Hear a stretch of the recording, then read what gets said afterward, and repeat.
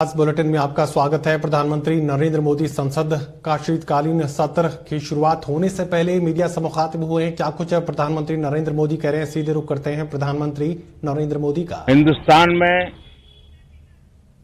चारों दिशाओं में से इस आजादी के अमृत महोत्सव के निमित्त रचनात्मक, सकारात्मक, जनहित के लिए, राष्ट्रहित के लिए सामान्य नागरिक अनेक कार्यक्रम कर रहे हैं, कदम उठा रहे हैं और आजादी के दीवानों ने जो सपने देखे थे उन सपनों को पूरा करने के लिए सामान्य नागरिक भी इस देश का अपना कोई न कोई दायित्व निभाने का प्रयास कर रहा है। ये खबरें ये अपने आप में भारत के उज्जवल भविष्य के लिए शुभ संकेत है। कल हमने देखा है, पिछले दिनों संविधान दिवस भी नए संकल्प के साथ संविधान के स्पिरिट को चरितार्थ करने के लिए हर किसी के दायित्व के संबंध में पूरे देश ने एक संकल्प किया है। इन सब के परिप्रेक्ष्य में हम चाहेंगे, देश भी चाहेगा, देश का हर सामान्य नागरिक चाहेगा कि भारत का संसद का ये सत्र और आगे आने वाले भी सत्र आजादी के दीवानों की जो भावनाएं थी, जो स्पिरिट था, आजादी के अमृत महोत्सव का जो स्पिरिट है, उस स्पिरिट के अनुकूल संसद भी देश हित में चर्चाएं करे,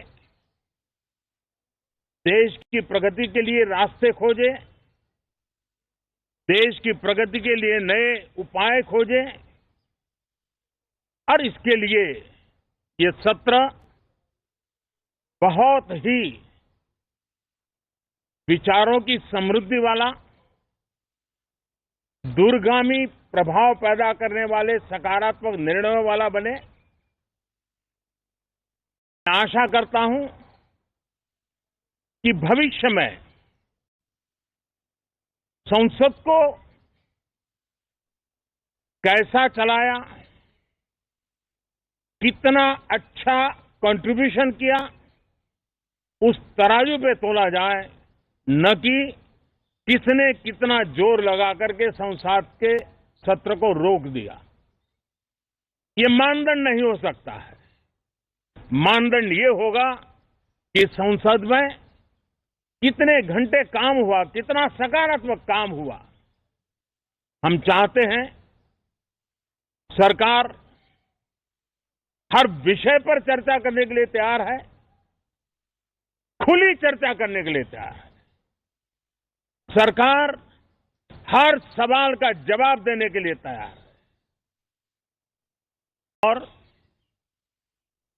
आजादी के अमृत महोत्सव में हम ये भी चाहेंगे कि संसद में सवाल भी हो, संसद में शांति भी हो। हम चाहते हैं संसद में सरकार के खिलाफ,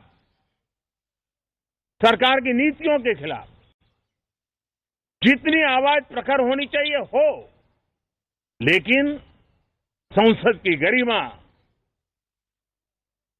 स्पीकर की गरिमा, चेयर की गरिमा, इस सब के विषय में हम वो आचरण करें जो आने वाले दिनों में देश की युवा पीढ़ी को काम आए।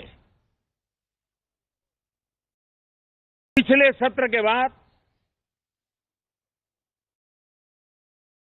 कोरोना की विकट परिस्थिति में भी देश ने 100 करोड़ से अधिक डोजेज कोरोना वैक्सीन और अब हम 150 करोड़ की तरफ तेजी से आगे बढ़ रहे हैं।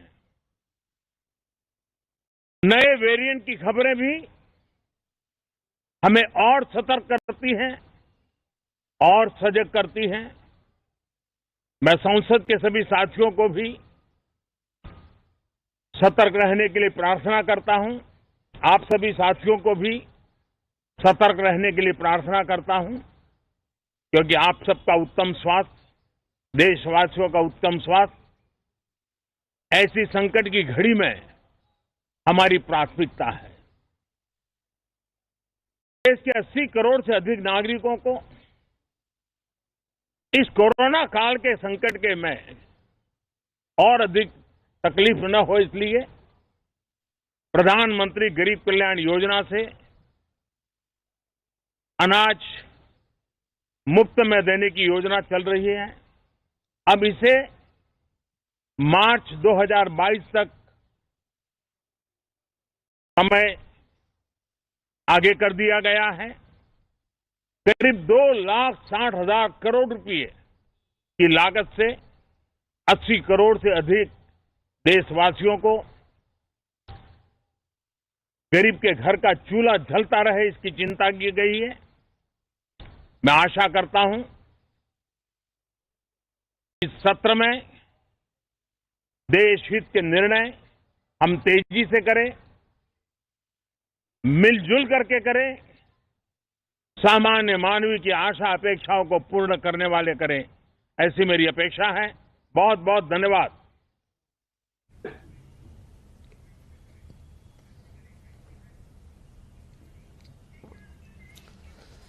संसद के शीतकालीन